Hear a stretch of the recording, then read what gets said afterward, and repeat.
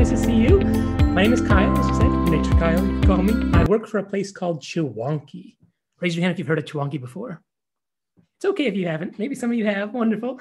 Chewonki is an amazing place. We do so much here. We have a farm on site. We have elementary school and some semester schools. And my program is a traveling natural history program, which means we travel all around Maine. And right now we're traveling virtually through the internet to you at your home or wherever you might be today. And we're going to be learning a little bit about the natural world.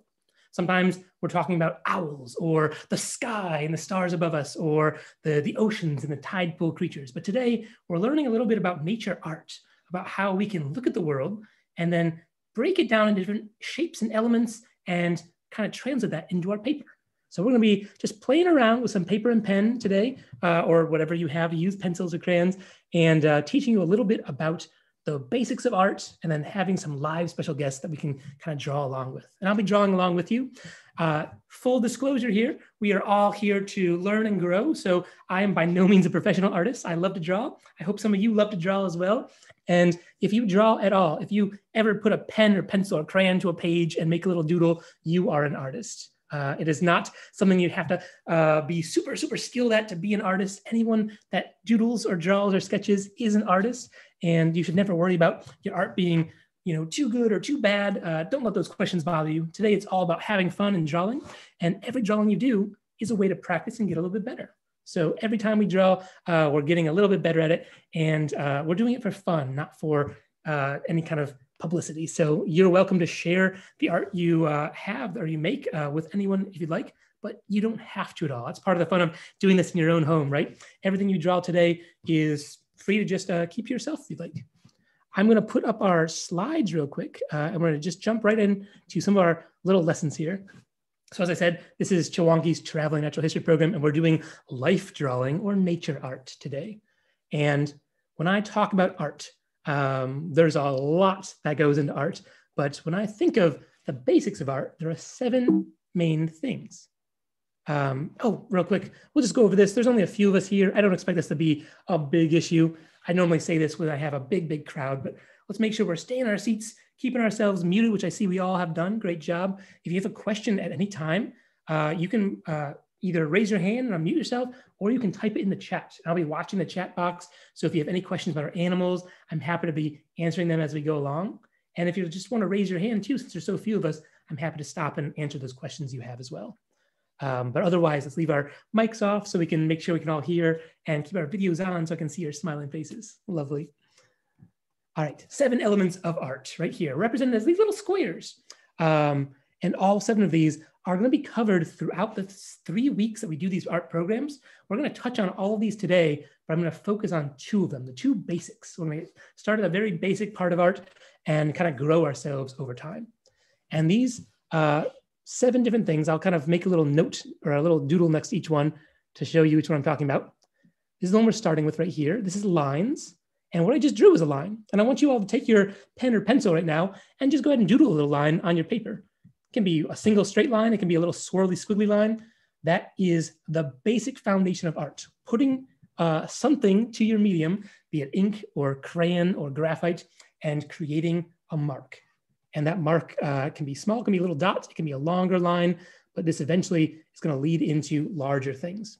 When you connect lines so they close, you're going to be making a shape. So we have lines and then we have shapes. And shapes can come in a wide variety. We have primitive objects like squares or triangles or circles, and you can practice doing little squiggly circles or squares if you like. Or there can be all sorts of crazy shapes. This right here is a shape. It's closed off. So even though it's a weird squiggly shape, there's not really a name for that. That is still a shape. And there's leaves and chess pieces and all sorts of strange shapes that we can make. Clear those. So lines and shapes are the 2 that we're going to focus on today. But going beyond that, there's so many more. There's 3D shapes, moving from 2D to 3 dimensions, and that's going to be your forms. So from a square to a cube. And we can think about how what we're representing on our flat paper is really in 3 dimensions. Like when you're drawing something, you're looking at a world in 3D and representing it on a 2D plane on your paper. So that's where shadows and highlights come in, helping that really kind of stand out and look a little more lifelike. Down here, we have your texture, or sorry, your value. Value is going to be how light or dark something is. That's your highlights and your shades, which can help kind of make a thing stand out. This little cube over here has value. This is the darker area and a lighter area that makes it look like it's three-dimensional. So value can really help to make those things stand out. Texture can give you a sense of how something feels. So down here, this little box looks kind of marbly. You put a little marble texture just by the way you draw lines. If you make them really fast and sharp, that kind of looks like either a sharp or prickly or maybe a furry texture. If you do something that's more smooth, that can be more of a smooth texture. Squiggly lines might look fluffy. If I make something that looks like this, it might look a little like a little cotton ball or a cloud. So depending on how you draw your lines, you can make the perception of something that feels different. And that's what texture is. Over here is space, how your picture is laying out on the page. These four little triangles make a square, even though they're not connected. And they're kind of playing with that space. There's positive and negative space. And so all of our drawings are in the positive space. When I draw this little figure here, that's a little positive space figure. He's taking up space in the page. And if it was in a big old page there, where he is on the page is how much space he's taking up. Drawing something really tiny or really large can be a way to play with your space. And some people will even draw pictures using the negative space. So instead of filling in the picture like on the inside, I might be drawing everything on the outside, kind of filling that in and revealing a picture on the inside. Kind of like that, you can kind of see a person forming in there. Even though I'm not drawing a figure, I'm drawing stuff around it to make that negative space show up. So that's different ways of playing with different elements of art. And the last one, of course, is color. So depending on what kind of colors we add to the picture, we can really bring something to life. Something that was flat and black and white can really kind of step off the page when you have the right kinds of colors. And different colors can be played against each other or with each other to complement itself, or to kind of go against one another and contrast. So all that's really exciting. I'm looking forward to that over the weeks ahead, but we're going to be focusing today on lines and shapes. So everyone, I hope you've been doodling and scribbling around, making some little lines. I'm going to go to our next slide here and just look at lines in general. And I drew a little squiggly line on here. Notice this squiggly line isn't the same thickness all the way through. Sometimes you can play with the thickness of lines to change how the art will look. And if you've ever heard of calligraphy, the art of writing really fancy, they're playing with the thickness of lines when they're doing calligraphy to make some of them stand out thicker or thinner, which can add an artistry and add more of a pretty look to those writings, the cursive script. I'm going to draw a few lines here on the page, and I encourage you all to make a little doodle. Just go ahead and make a little scribbly doodle.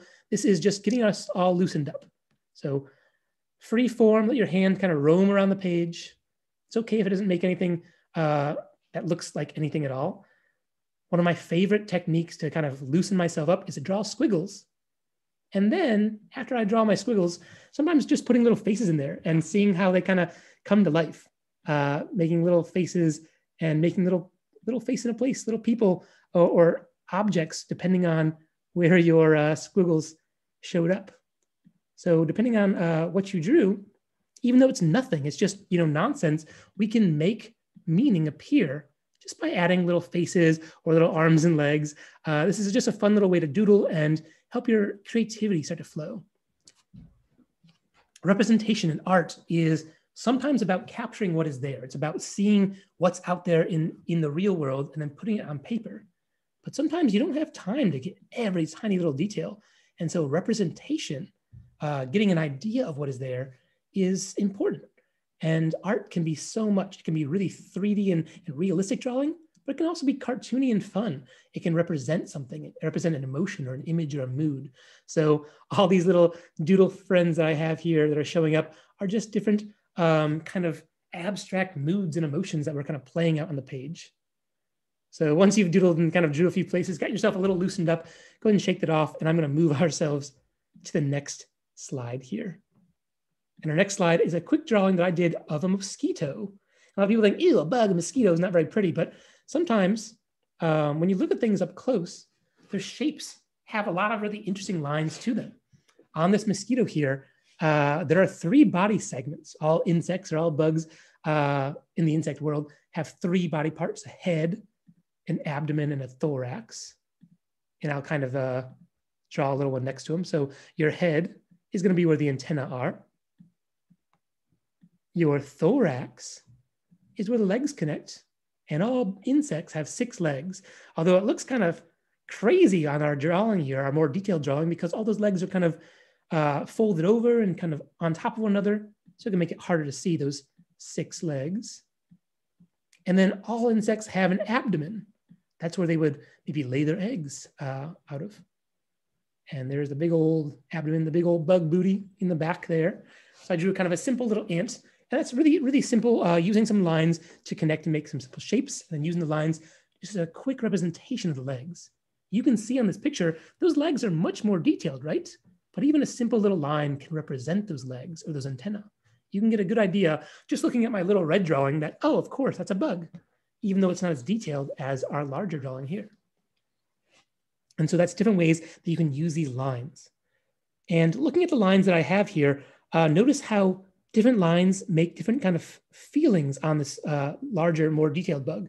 Sometimes the wings can have little veins running through them. If you've ever looked really closely at an insect's wing, there's lots of little sections and components in there that give it a really unique texture, and different lines in different places can add texture. If you're really detailed, you could pay attention to every little cell that's in there and try to draw it perfectly. But it's also okay to just kind of represent that with simple shapes. Sometimes you could just do simple little crosshatch, kind of just drawing some lines across and drawing some lines across here to give you an idea of that texture of the wing. That's representing that texture without actually drawing the detail of it. So there's lots of little shortcuts you can do just playing with lines and playing with the way you represent them on the page that can add detail. You might be thinking, well, this guy isn't drawing too much. I'm using a mouse at the moment as we're looking at these slides. We're going to be going to a page in a little while, and I'll be drawing along with you. So we'll have a little more free form drawing. But right now, we're just kind of playing on the page and showing you these different lines. And I want to show you how the thickness of these lines can change the feeling of this drawing. So look at the screen right now. Look at this little mosquito friend that we have. And I'm going to go to the next one, and it's the same image, but I've thickened up the lines. And you can see the same exact image, but with thicker lines, it looks so much different. Those legs look so much bolder and stronger. And even though it's the exact same picture, with a thicker line, it can really change the feel of it. Thicker lines can also make your drawing stand out. So if you're drawing a picture with a lot of background, with a lot of leaves or trees or sky with fluffy clouds, if you make the shape or the outline of your picture have a nice thick outline, it'll stand out from the background and help your image kind of look a little bit more in focus. So those lines, the thicker lines, can trick our brain into thinking it's closer. Big, thick lines can make your brain think, oh, that picture is closer than the thin lines that are behind it. And so that's one way to make your image really stand out, by having a really thick outline. You don't have to do all thick lines or all thin lines. You can kind of play and do both at once. Sometimes if you have thick lines on one side of your image, it'll give you the illusion of depth. It'll make it look like there's a little shadow or shade on one side. And this next picture is kind of that. I took the same picture, but I only added thicker lines on one side of it. And doesn't it look like it's a little more 3D now? And I'll draw a little circle to kind of demonstrate this. Let me just plop another line on here. So here's a little circle. And I'll put a little face. This is a little tiny potato friend. I'll put another little potato friend over here. If I were to take a thicker line and add it to one side of our little potato friend, suddenly, without doing too much at all, that one side looks a lot thicker, and it kind of looks like it has more shade or shadow there, and it makes him seem like he's a little more three-dimensional than our other one. It kind of pulls that picture off the page without doing too much at all. So playing with the thickness of your lines can really make a picture stand out more than if you didn't. See that simple little extra line on that side that's a little thicker than the other one really makes him sort of stand out. This is kind of getting into value a little bit, but values are darker or thicker lines that will give you that illusion of shadow or highlight. It'll make something seem like it's standing out some. And the last thing I want to talk about with lines is the idea that lines make up in your mind this complete image, this 3D image, but sometimes you're playing with illusions. You're kind of doing magic tricks on the page. For example, if I were to draw this, I just drew a triangle, right? But I didn't draw an actual triangle. I just drew three little corners, three little kind of L's or V's, but our brain fills in and makes a larger pattern of the triangle. This is called a gestalt image, a big fancy word for just meaning your brain will kind of piece things together. If you draw something that's not complete, your brain can kind of fill in the gap and make it look like a complete shape. Like this here probably looks like more of a complete oval or a circle or a footprint, even though it's just some lines together. To show you this in a greater detail, I took the lines out of the mosquito and just left the thick lines in our next slide here. And you can see that it still looks like a mosquito. Look at that. With just those thick lines on the side, any one of those lines, a lot of them aren't connected. They're not really making a full mosquito, but it looks like that same image there because your brain kind of fills in the rest of it. So lines are amazing. They help us to make shapes. They can help us to form pictures. And when we complete the lines, we're forming them into a solid shape. Here's a bunch of basic primitive shapes. And I want you to think about the world in terms of these shapes. Our world is full of complex shapes, but they can look a lot simpler when you break it down into primitive objects. And I've done that with these little pictures down here on the bottom. Notice how we have 3 circles on one side, an ant or an insect, and then 2 circles on the other side for an arachnid, a spider or a scorpion have those 2 body segments. And so those simple shapes can really kind of, you can turn anything into a more complex drawing by drawing some simple shapes first. So look at this mosquito here. I've faded it out and we can draw over it and just look for those simple shapes inside of it. What do you see when you look at this picture? I see the head is a circle, right? So you could draw a circle for a head. Oops, and maybe I will make that line a little thinner. So, oops, again, I'm drawing with a mouse, so it's not the prettiest. A little circle for the head there. There's another body segment here. I might just make that a simple circle, even though it's a little more complex. I can still just make that a simple circle. Maybe in the back, you would want to choose to make it a box or an oval, either one. These wings up here could be ovals, or maybe you can make them triangles. Again, you can simplify whatever shape you think you're seeing. And, you know, with these simple shapes, you can kind of build the skeleton of your picture, of your image. And I think the fun thing about insects is that they've got these built-in shapes already. Like with humans, with birds, with dogs and cats, we've got all these shapes that are underneath layers of fat or fur and feathers, and it's kind of hidden from us. We can't really see the backbone or the skeleton of it underneath. But with bugs, a lot of their basic shapes are right there. And if you look at those legs, a lot of them are already broken up into little segments, lots of little tiny squares and rectangles that we could draw the shape of. So if you want to practice that right now, go ahead and draw yourself a simple little bug. It doesn't have to be as complex as this one. Maybe you want to draw a butterfly or a moth. Maybe you want to draw a grasshopper. Think about the 3 body parts, the head. For a grasshopper, I would think maybe square-like body, right? For the thorax, where the legs connect, and then the abdomen back here. They've got antenna, which can be just 2 little lines, or you can make them triangles or squares if you want to make them thicker. I know some moths and butterflies, right? They have big bushy antenna that looks kind of feathery. So you can make them kind of fun drawings like that, or maybe like this, kind of representing those antenna shapes. The legs, you can make simple lines, or you can make them into big boxy, kind of like rectangles, right? And think about how those lines might come off of the animal. And right there, you have a simple little drawing of a grasshopper, just from simple shapes. I think it's fun to imagine and think about these, but maybe you want to draw off of a live animal. And I think we're going to move into some live animals now. We have 2 special guests that I'm going to be drawing along with you. So we're going to move out of our slides, and I'm going to have my friend Colleen pull up a picture of a live animal. So you might have noticed a little box that says C, and that says C for Chewonki animal and C for Colleen, my special friend. She is going to reveal our special animal, which looks a little bit like this. My next slide kind of has a little picture. It's going to get slowly clearer and clearer and clearer until we see our Chilean rose-haired tarantula. And I'm going to stop my share screen, and I'm going to highlight Miss Colleen's screen here. I'm going to spotlight it for you all. So you can see, there it is, live and in our studio, tucked in the corner there. This is Miss Tula, who is our Chilean rose-haired tarantula. Miss Tula is in the corner there. Colleen is helping us to focus a little better. She's moving it over so you can see all of her little legs.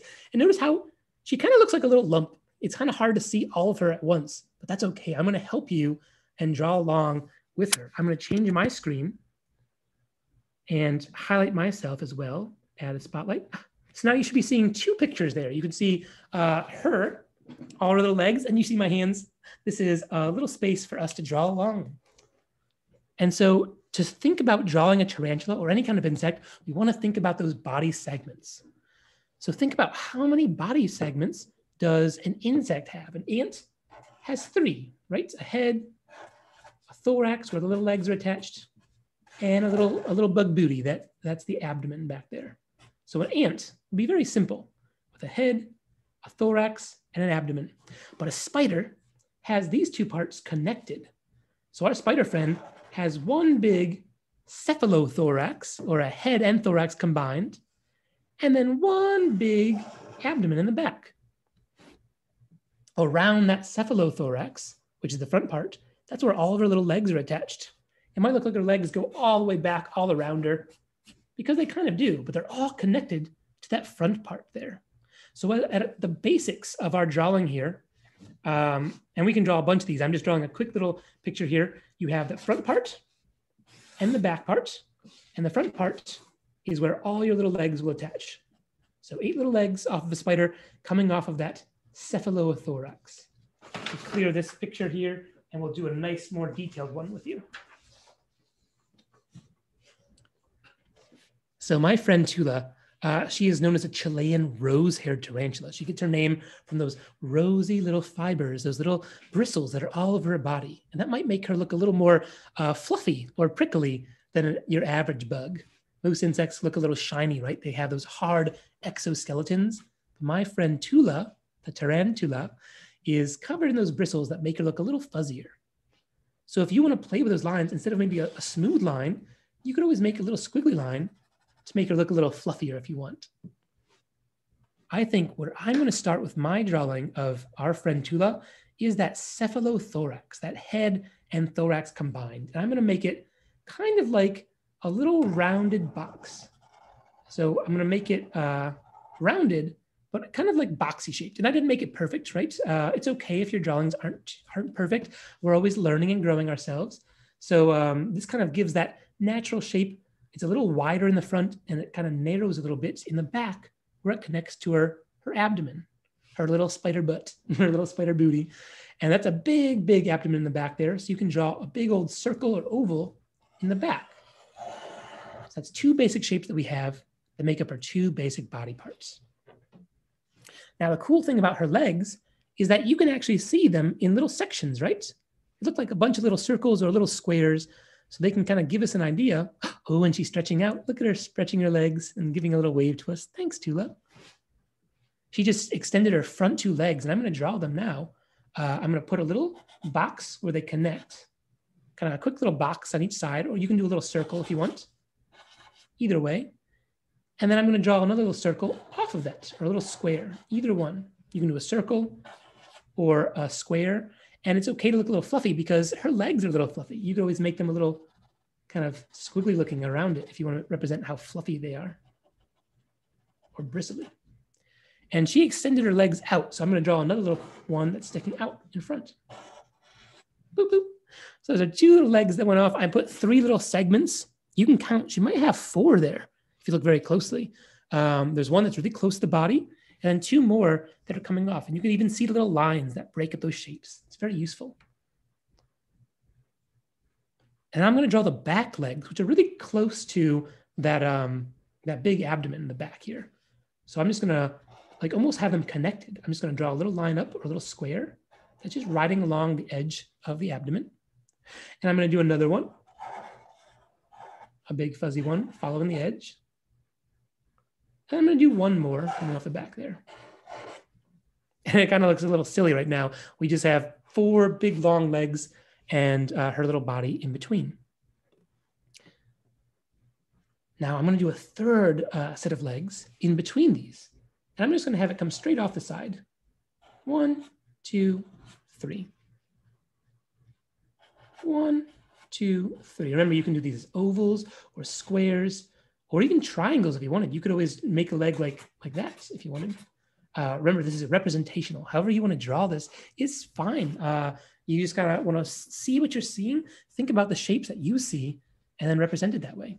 Sometimes if you made it like more triangle, maybe it's going to make it look a little more spiky, maybe a little more dangerous if you're getting that sense of danger from her. A lot of people don't mess with tarantulas, and there's a good reason for that. Those little prickly bristles that are around her are to help her stay safe. She can kind of shake them off of her body and make them kind of stick on people, and they can be a little irritating. So that way, if like say a raccoon wanted to eat her, I would try to go up and try to grab her. She could shake those little bristles off and get them in the raccoon's paws and into its eyes, and that raccoon would have to go ugh, ugh, and stop and pull them out, and she could get away while it was distracted. So those kind of bristly appearances might make her a little stronger there, keep her a little safer. So I have those 3 sets of legs around, but spiders have 4 sets of legs, 8 legs total. So you might notice on the side that's close to the bottom there, you can actually see all 4 legs. There's one close to the back, and another one's following right off it. And then there's one kind of going off. I kind of drew it straight out, but it's more going this way, right? And then one up the front. And on the other side, it's kind of hard to see that 4th leg. I'm just going to draw it coming out right here, kind of right behind the other one. Lots of little legs coming off. If you didn't want to draw them all as segments, you could always just draw them more simply, right?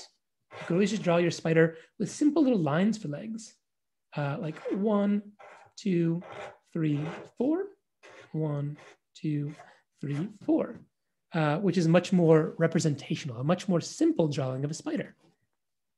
But spiders, even though they only have 8 legs, if you look closely at her, you can see there's more than just that, right?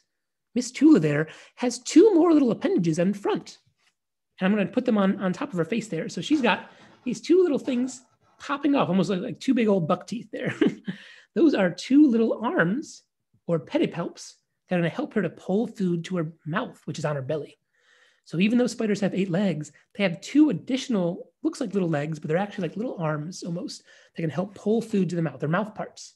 They're helping to pull food to her mouth that's underneath her body.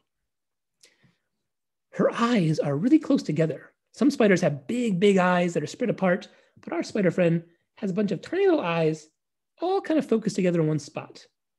She has 8 eyes, but they're so close together that you can kind of almost draw them as one little eye there. And because some of those bristles are kind of lighter color, I might even draw a little line across, make it look like she's got a little line in front with those little eyeballs. She also has 2 little extra appendages in the back. So just like she has 2 little things in the front, she has 2 little things in the back, and they're a darker color, so you could fill them in if you want. These little fingers in the butt, these little spider spinnerets help her to spin her web. And they're going to help spiders to make webbing. Some spiders will build webs up in the corners of your room or out in a tree or a brush, but wandering spiders like a tarantula, they don't build webs. They stalk their food in the ground. They roam around and pounce on their prey, which are crickets or beetles, and grab them up. She uses her spinnerets not to weave a web up in the air, but to lay some webbing on the ground. So she can use that to maybe help herself down a slippery slope, give her a little bit of traction, or she might stick herself into her own web. Sometimes these spiders will stick themselves in their web to pop out of their old exoskeleton. Don't be surprised. I'm going to move a picture of a spider right here on our live drawing. This is the exoskeleton of our friend Tula. This is not a dead spider. This is just her extra skin that she came out of. So it's kind of like if you had an old coat and you got bigger and older and you got a little larger, you don't fit in that old coat anymore. So you got to get rid of that old coat and get a new coat. The exoskeleton is kind of like their skeleton on the outside, like a little suit of armor they're living inside of. And as they grow, it doesn't always grow with them. They have to pop out of their old one and grow a new one underneath. And so that open spot in the center there with all those little holes, that's what the hollow parts of her legs are. She popped out of her old skeleton, pulled herself out like an old pair of clothes, and left it behind. And now she's bigger and stronger than ever. So that's kind of neat. We can see how this body is like a built-in suit of armor that she can pop out of when she needs to. And when she does that, she can actually grow her legs back. If she were to say lose a leg when she was wandering around on her journeys, she can grow that leg back and regenerate it when she gets that new exoskeleton. So cool. I'm gonna switch papers here to just have a nice clean page and just maybe show you some more detail there on this picture. So I'm gonna try to draw a little bit more detailed one before we move on to a different creature. And maybe Miss Colleen could see if we could maybe see if she would move a little bit to show off some of those legs. I'm gonna try to draw a little bit more detail on the shape of her to give you a little bit better of a picture. And again, if you have any questions about my friend Tula or spiders in general, please feel free to raise your hand or ask in the chat. I also want to give you time to just draw and play around and practice. She's a live model for us to kind of doodle and draw on. There we go. She's kind of extended herself out a little bit more. And you can see, again, that big exoskeleton. I'm going to start with a big abdomen in the back now. And I noticed that she's got some lighter colors on one side and some darker colors on another side. So I might kind of play with some lines and make them a little smoother or lighter on one side or the other. I'm gonna make lots of little lines that'll make it look like her hairs. And I'm gonna make one part really dark, like up at the front where it looks really dark there, and make it kind of just a bunch of little dots. I'm adding some texture here. We'll talk more about texture next week when we play with reptiles, but texture is kind of how you lay out a bunch of different lines to like make it look or feel a little bit different, right? Just by adding bunch of those little lines and little dots, it makes it feel a lot more fuzzy or furry, doesn't it, than just straight lines. So already it kind of looks a little furrier. I'm gonna add a few little lines down here to kind of represent those bristles. Remember, it's not fur, but bristles, little tiny bristles that are covering her body that make her a little safer. They can help to protect her. She can also use the bristles that are on her legs to do some amazing things. Some of those bristles can sense the world around her. She can even smell certain chemical signals in the world around her, kind of smelling with her legs in a way or tasting with her legs. She can also use the bristles that are on her legs to sense vibrations. So as she's moving around, she can kind of hear through the ground, sensing the vibrations that are moving, which can give her some really important information. If a big scary monster is stomping around, a big large creature, and she wants to hide, she's going to feel those vibrations of their feet and she can run away or stay safe, maybe stand in place and use her camouflage to blend in. You might notice sometimes it's hard to see her full shape because she's kind of blending in with those rocks and pebbles on the ground. Her colors match a lot of the colors that she's on. Oh, but when she moves, she really shows off her shape. She's tucking her legs close together, and see how she can change her shape or her form based on how those legs are spread out or tucked in. When she tucks her legs in, it really makes her look much different. She even hides her face so you can't even see her face now. I'm going to try to draw her with those legs tucked in now. I'm going to draw the legs kind of folded over on top of her. And this leg kind of sticks out a little bit there. This one over here, it's kind of hiding her actual body. So I'm not going to draw the cephalothorax, that front part, because her legs are kind of on top of it. I'm just going to draw these little legs coming off, making them look a little fuzzy on the sides. I'm even going to make this end of it just look bristly. Kind of looks like she's got lots of little hairs in the bottom of her foot. Did you know spiders have hairs in the end of their legs? And on those hairs are hairs. And the hairs and the hairs have hairs. And the hairs and the hairs and the hairs help her to climb even smooth surfaces. She could climb a smooth wall or even a window by clinging to the tiny little ridges that are in there. That's amazing. So if you were to zoom up really, really close to the edge of a spider's leg, to the hair, and there's little bristles coming off those hairs, and little ridges or hooks on those hairs, which help her to cling to lots of little things. Kind of like Velcro. Lots of little tiny hooks that help her to cling on to surfaces. Pretty cool. Anyway, I was drawing the spider legs here. I'm gonna draw this one off there. And this one kind of folds underneath her because she's close to the wall there. This next one is kind of sticking out a little bit more. And again, I'm just making a lot of little dots. Instead of doing a smooth shape, I'm just kind of picking up my pen or pencil, or in this case, a marker, as we go to make lots of little dots and make her legs look a little fluffier. Her front legs here, ooh, she left a little space there. And then there's that front leg sticking up. Lots of little furry legs coming off there. Rest of the little legs. Does anyone know what our spider friends eat? Are they vegetarians? What do you think? You can shake your head yes or no. Does my spider friend eat her vegetables?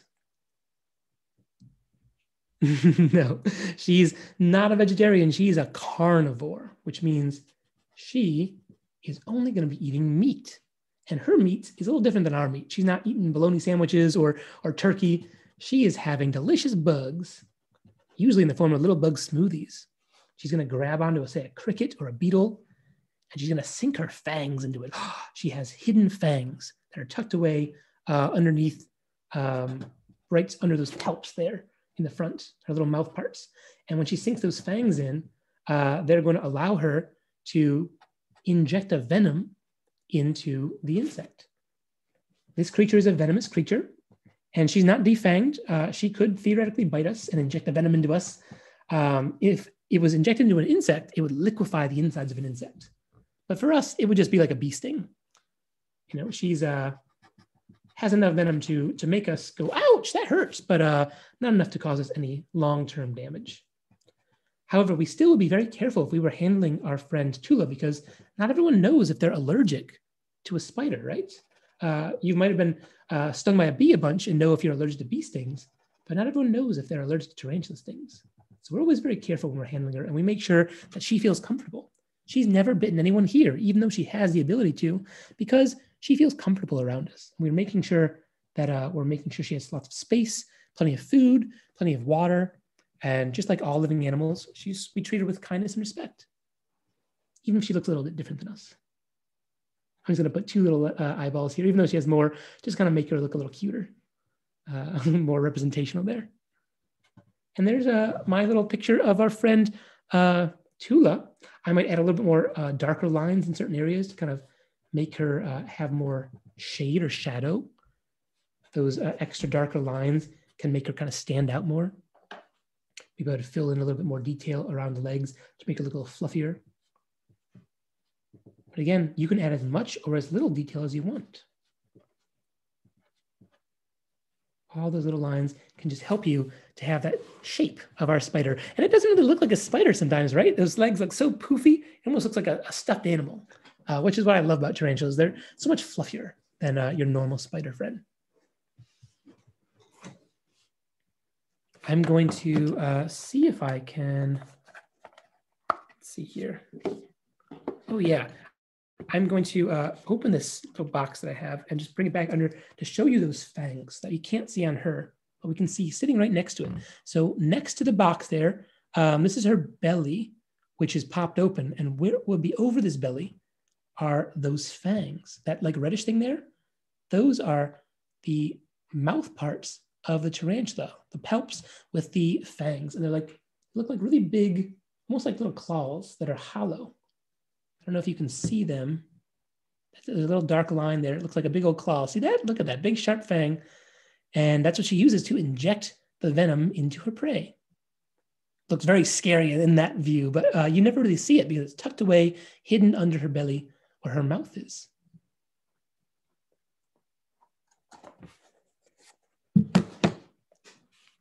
Excellent.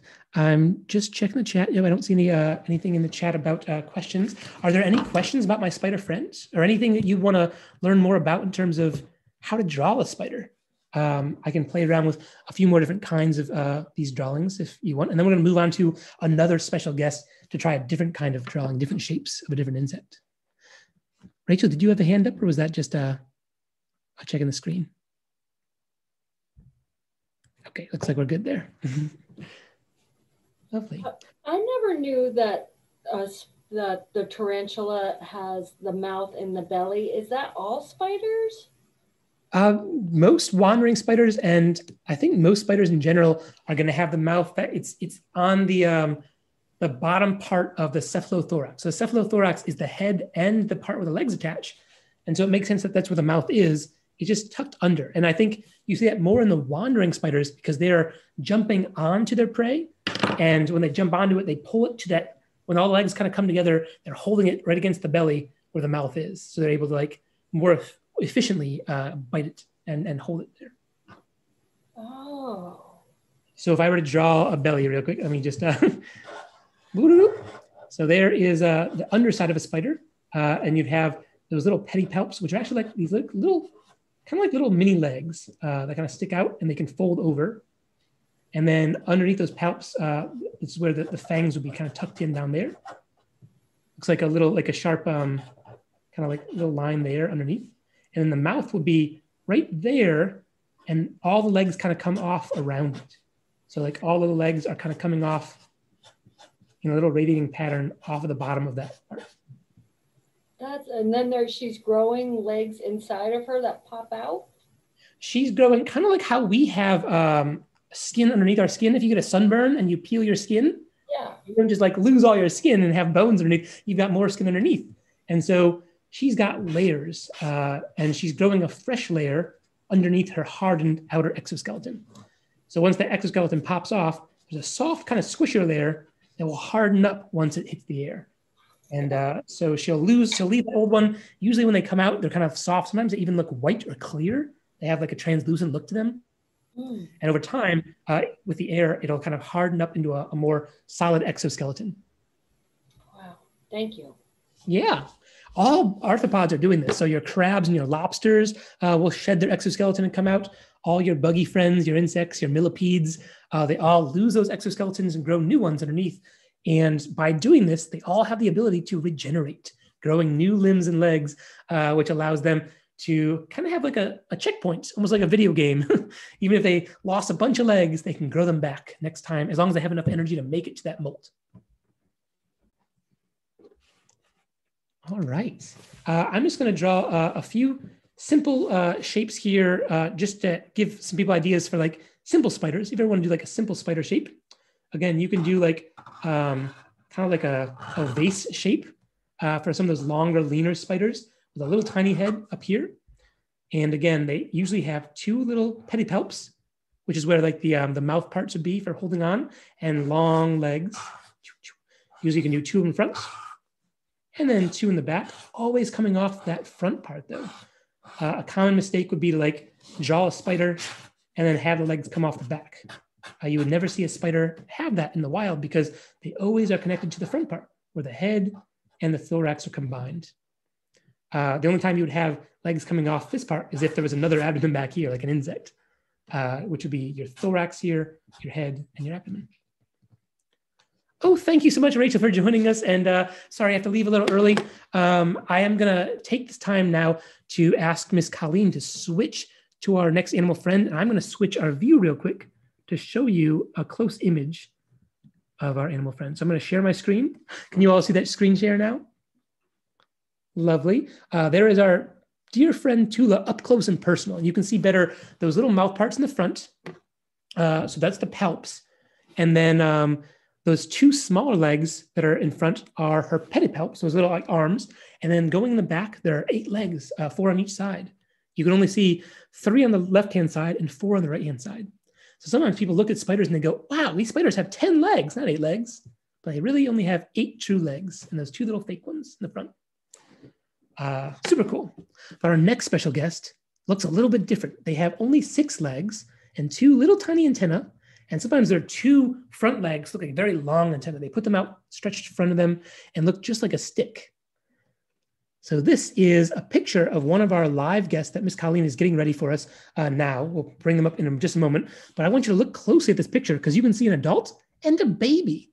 Just underneath the adult, look how small that baby is underneath it. I'm going to do my annotation so I can draw it and kind of circle it for you.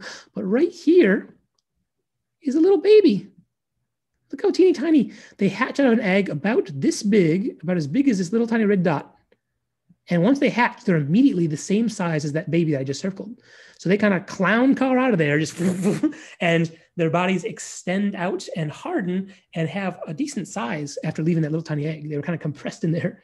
And then as they grow, they're going to get larger and larger over time, shedding those old exoskeletons and growing larger ones and getting bigger and bigger until they reach an adult size, which is about as big as my hand, maybe a little smaller. This is a Annam walking stick or a Vietnamese walking stick.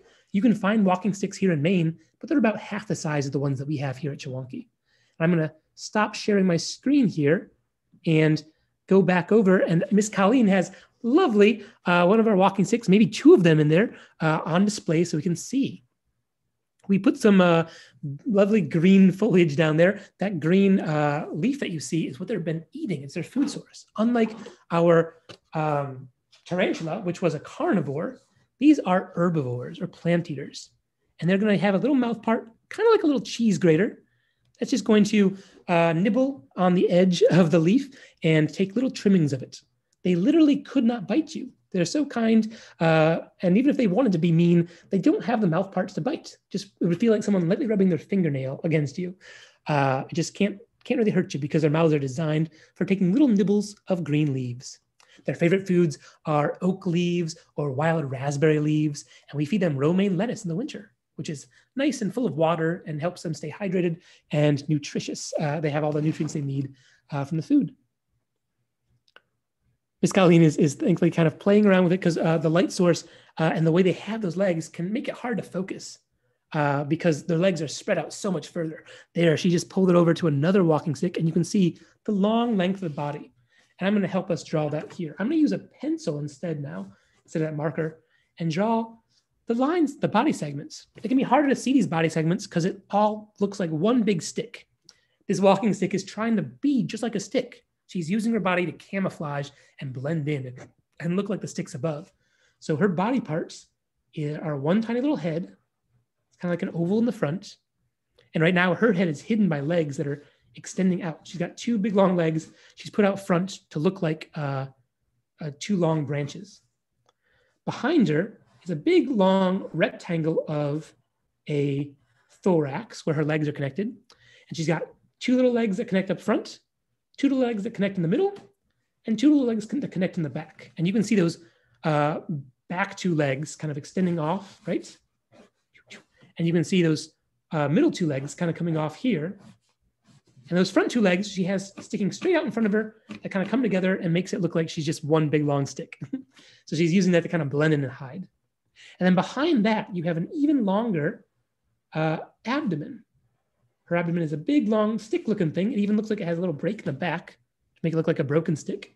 That's her ovipositor, or her egg layer, where she's going to lay some eggs. She even has a few lines that go down the abdomen that makes it look like little edges of the stick.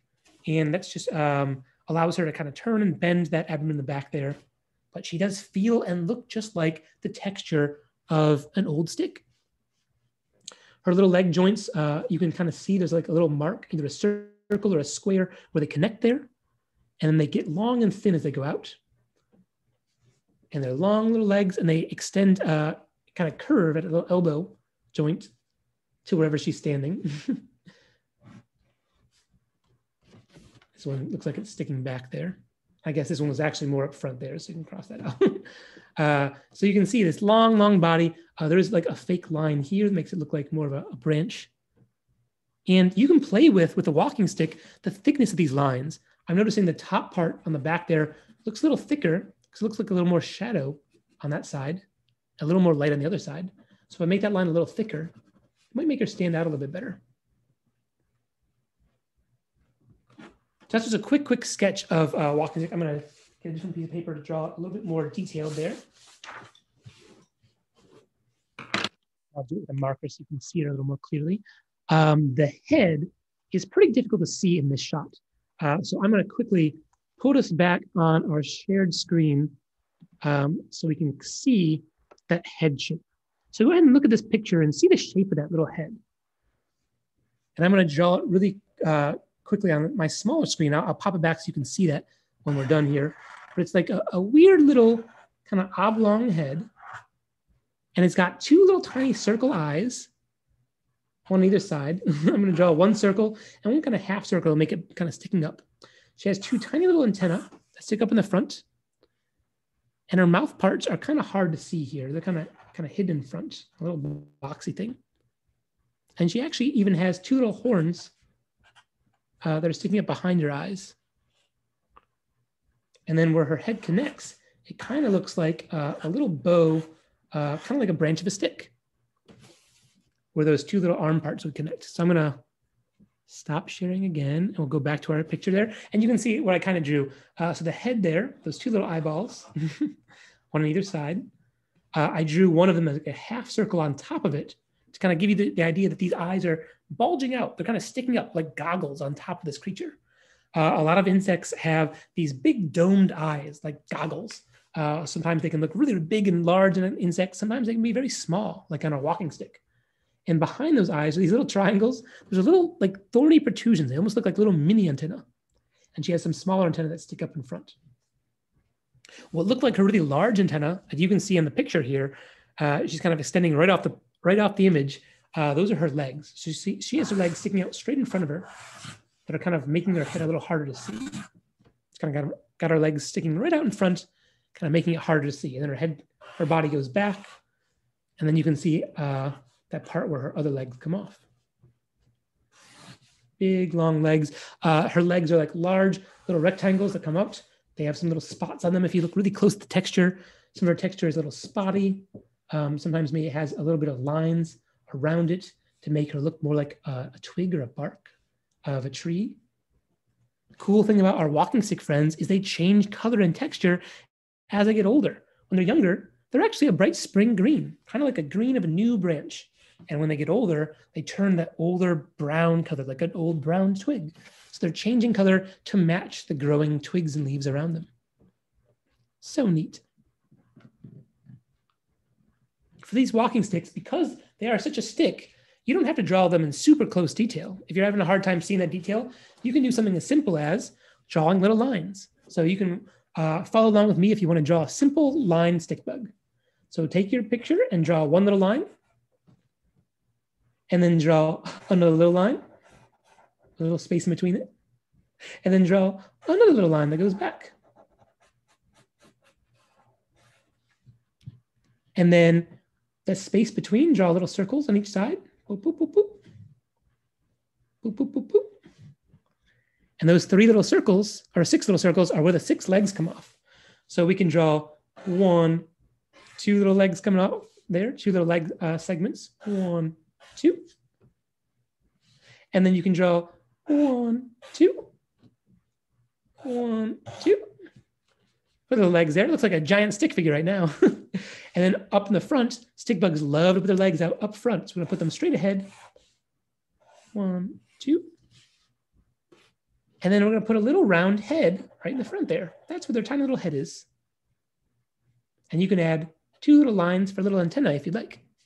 And that's a simple stick bug made of nothing but lines and dots. Kind of like a little constellation in the sky. Lines and dots making up a simple stick bug shape. Isn't that neat?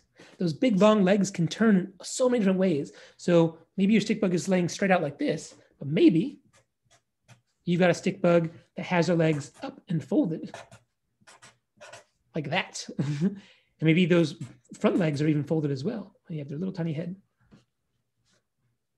Maybe the stick bug is seen from the side and those legs are kind of coming off in all sorts of crazy ways. Sometimes our stick bug will stick their legs out front, kind of wiggle them around to make it look like they're kind of waving at you or wiggling with a little head in front here.